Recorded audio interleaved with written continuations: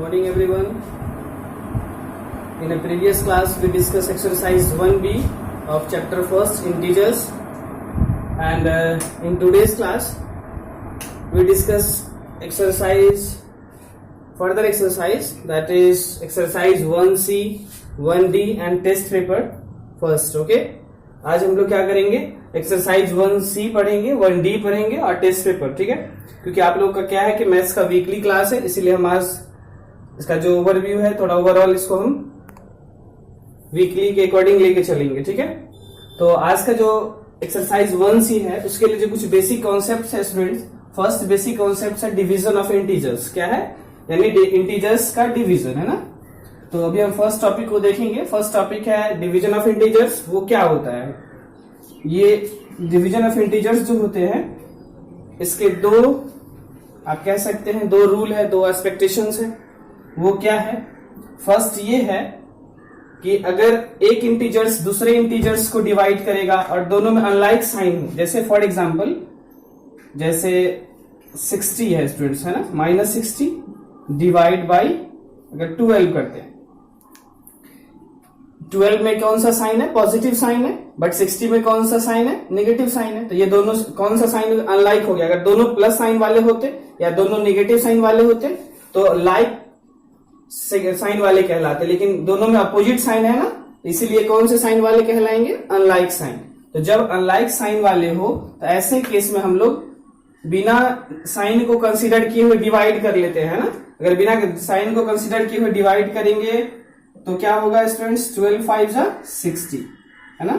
तो जो भी हमारा क्वोशिएंट आता है फिर उसमें क्या करते हैं, माइनस साइन इंक्लूड कर देते हैं. बस यही कहता है आपका डिवीजन ऑफ इंटीजर्स के जो दो एक्सपेक्टेशंस होते हैं. वो फर्स्ट आपका यही कहता है कि अगर अनलाइक साइन हो, आपके दो इंटीजर्स के बीच अगर डिवीजन हो और साइन कैसा हो, अनलाइक, तो क्वोशिएंट हम लोग सिंपली डिवाइड करते हैं और क्वोशिएंट में नेगेटिव साइन इंक्लूड कर देते हैं. ठीक है, चलिए जैसे फॉर एग्जांपल और भी देख सकते हैं, जैसे आपका 80 डिवाइड बाई -16 है ना.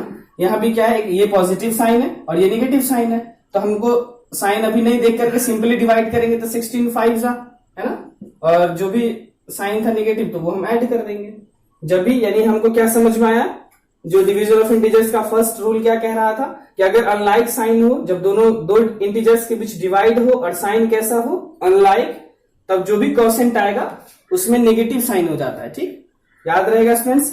अब अगर आप लोग को हम एक क्वेश्चन दे बनाने के लिए, फॉर एग्जांपल 120 डिवाइड बाई -5 है ना, तो क्या हो जाएगा स्टूडेंट्स,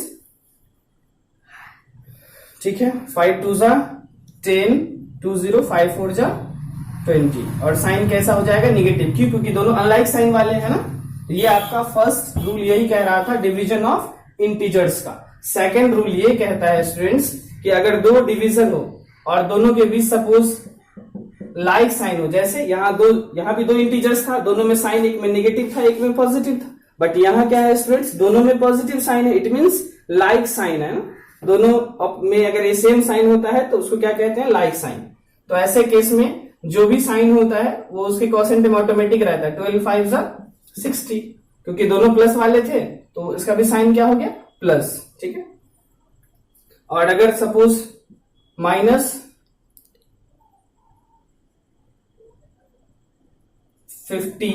डिवाइड बाई -5, ठीक है, यहां भी क्या है स्टूडेंट्स, दोनों में क्या है, नेगेटिव साइन है ना, लेकिन है तो दोनों में सेम साइन है, तो इसको क्या कहेंगे, लाइक साइन वाले ना. तो दोनों में लाइक साइन सिंपली डिवाइड करते हैं, तो 5 10 50, और साइन तो हमेशा इसमें पॉजिटिव रहता है ना. ठीक है, एक नेक्स्ट क्वेश्चन हम आप लोग को दे रहे हैं. इसमें 180 डिवाइड बाई 6 क्या हो जाएगा स्टूडेंट्स, सिंपली दोनों में लाइक साइन है क्योंकि ये भी पॉजिटिव है और ये भी पॉजिटिव इंटीजर्स है. तो क्या हो जाएगा, 6 3 18 0, इट मीन्स 30. ओके, तो हमें जो डिवीजन ऑफ इंटीजर्स के दो रूल थे समझ में आया. क्या रूल था कि अगर दोनों इंटीजर्स में डिवीजन हो और अनलाइक साइन हो तो क्वोशिएंट में नेगेटिव साइन होता है. एक रूल ये था. दूसरा रूल ये था कि दोनों इंटीजर्स में डिवीजन हो और लाइक साइन हो तो क्वोशिएंट पॉजिटिव होता है. ठीक, दोनों में देख रहे हैं, यहां भी देख रहे हैं लाइक साइन था, यहां भी लाइक साइन था, तो क्वोशिएंट क्या है स्टूडेंट्स, पॉजिटिव आया। ठीक है, नेक्स्ट आपका जो टॉपिक है मॉडुलस ऑफ इंटीजर्स। मॉडुलस देखते हैं, मॉडुलस का जो साइन होता है स्टूडेंट्स कुछ ऐसा होता है, दिस इज मॉडुलस। ओके, है ना, ये जो साइन है इसको हम मॉडुलस कहते हैं। इसकी ये प्रॉपर्टीज है कि इसके अंदर कोई भी इंटीजर्स हो तो वो आउटपुट हमेशा पॉजिटिव आता है। अगर हम सपोज करते हैं -7 मॉडुलस है तो उसकी क्या वैल्यूज आएंगे, 7 वैल्यूज आएंगे। अगर मॉडुलस 7 होता है तो इसके भी वैल्यू क्या आएंगे, 7। यानी मॉड हम कह सकते हैं ऐसी मशीन है जिसके अंदर से सिर्फ आउटपुट हमारा पॉजिटिव ही आता है ना, नेगेटिव आने का सवाल ही नहीं। अगर कोई में मॉड लग गया तो वो कौन सा आना है, पॉजिटिव। वो आता है क्यों है, कैसे है, वो हम फर्दर क्लास में देखेंगे।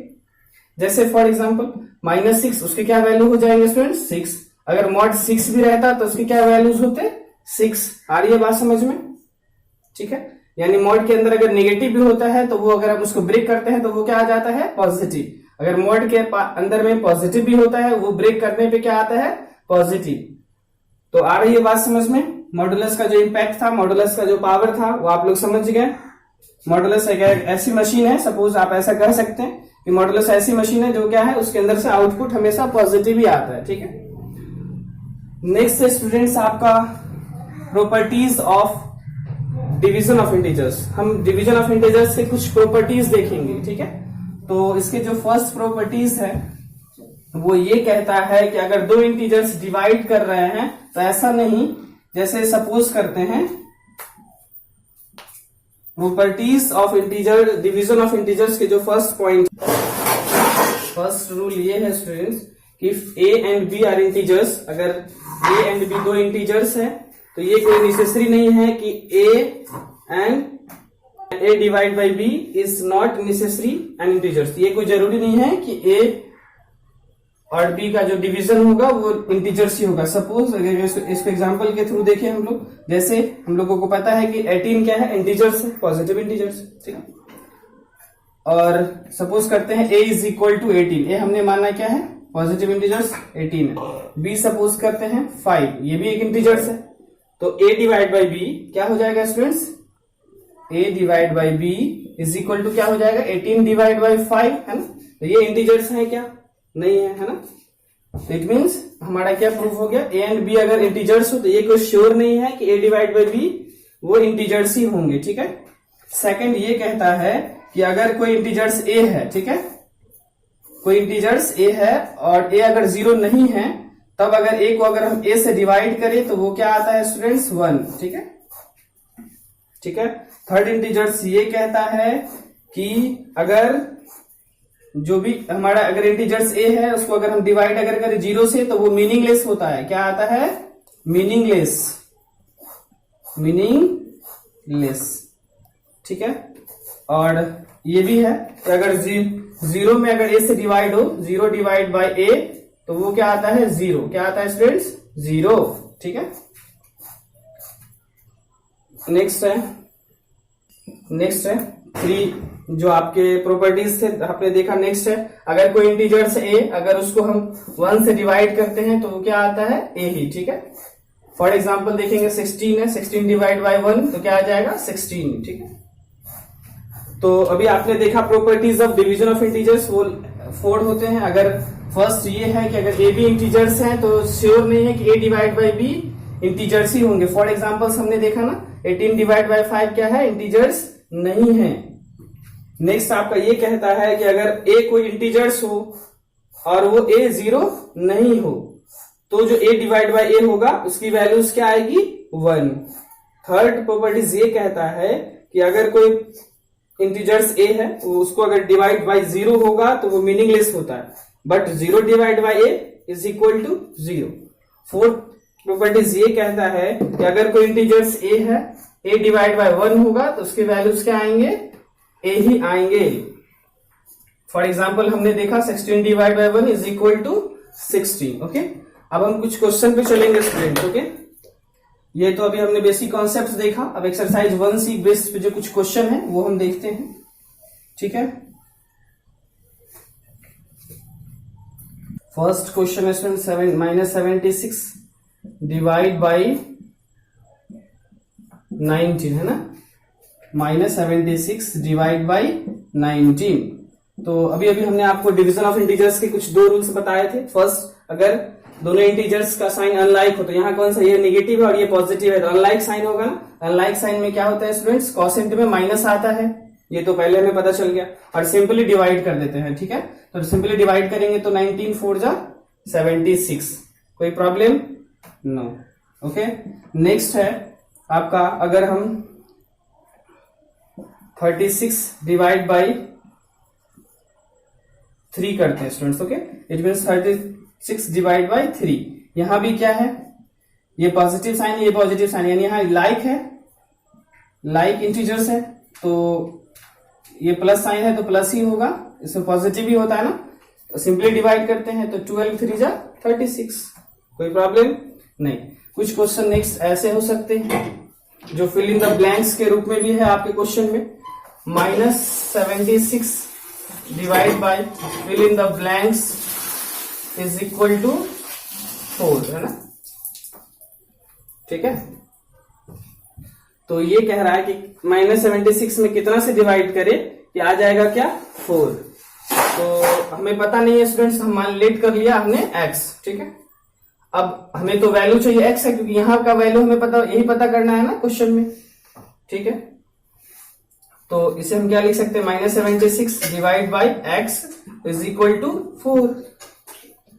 x इधर डिवाइड कर रहा है, उधर अगर ट्रांसपोज करेंगे तो क्या करेगा, मल्टीप्लाई, 4x हो जाएगा स्टूडेंट्स, ओके।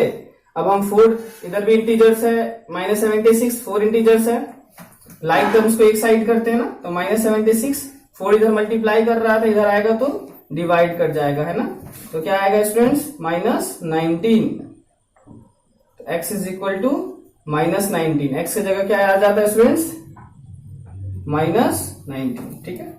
ऐसे ही फाइंड आउट करेंगे। आपके कुछ ट्रू एंड फॉल्स में अभी जो हमने properties of division of integers बताया था, जैसे 6 divide by 0 is equal to 0, पूछा जाएगा दिस इज ट्रू या फॉल्स, दिस इज ट्रू या फॉल्स। तो हमें तो बताया था अगर कोई भी नंबर्स डिवाइड बाय 0 होता है तो उसका वो मीनिंगलेस आएगा, क्या आएगा, मीनिंगलेस। बट यहाँ 0 दिया है तो ये फॉल्स हो जाएगा, क्या हो जाएगा, फॉल्स।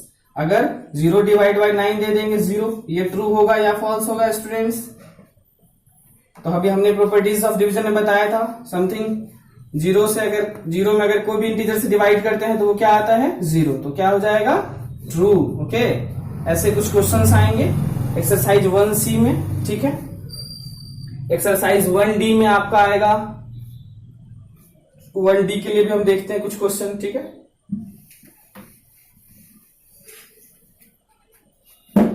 1D में कुछ इस टाइप का क्वेश्चन आएगा स्टूडेंट्स, द सम ऑफ 2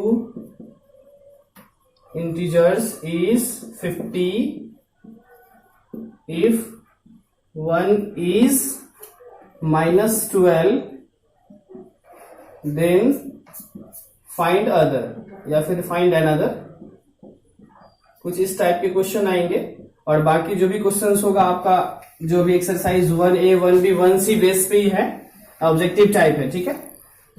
तो अभी जो क्वेश्चन अभी हमने लिखा students, the sum of 2 integers is 50, it means 2 integers होंगे, दोनों का जो सम होगा वो क्या हो जाएगा, 50। क्वेश्चन से that sum of 2 integers is equal to 50 if 1 is -12, 1 क्या है, 1 इंटीजर्स -12, तो फाइंड द अदर। हमें पता नहीं है, जो नहीं पता होता उसको हम लोग लेट कर लेते हैं, x, ओके। अब हमें जो वेरिएबल है, जो हमारा x है, उसकी वैल्यू चाहिए। x के साथ ये प्लस कर रहा है -12 है ना, तो उधर अगर ट्रांसफर करेंगे तो क्या हो जाएगा, ट्रांसपोज करने के बाद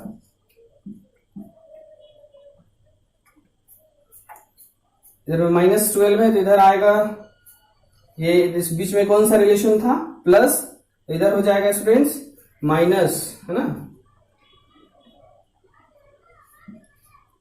50 minus minus plus 12,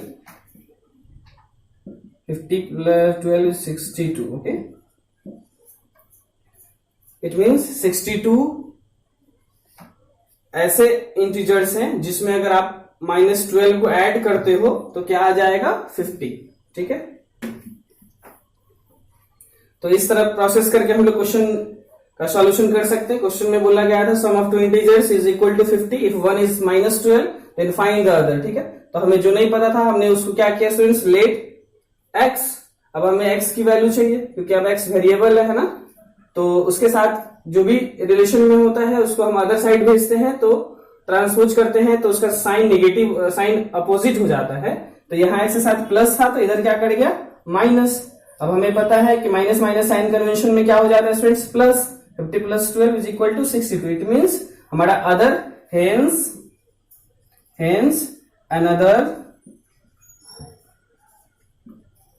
another number is 62। ठीक है, अब आप लोग स्टूडेंट्स, आप लोग का जो होमवर्क है exercise 1C, exercise 1D and test paper आप लोग सॉल्व करेंगे। और जिनको जो भी डाउट्स है आप लोग डाउट्स का आप एटलीस्ट पिक भी भेज सकते हैं, उसका सॉल्यूशन आप लोग को नेक्स्ट वीडियो में मिल जाएगा। इसलिए आप लोग जरूर होमवर्क कंप्लीट करें ताकि आप लोग जो भी होमवर्क कंप्लीट करेंगे उन्हीं को डाउट होगा। ठीक है, जो कुछ नहीं करेंगे उनको कोई डाउट नहीं होगा। तो आप लोग होमवर्क बनाएंगे exercise 1C 1D and test paper 1। Okay, thank you, मिलते हैं नेक्स्ट क्लास में। Thank you.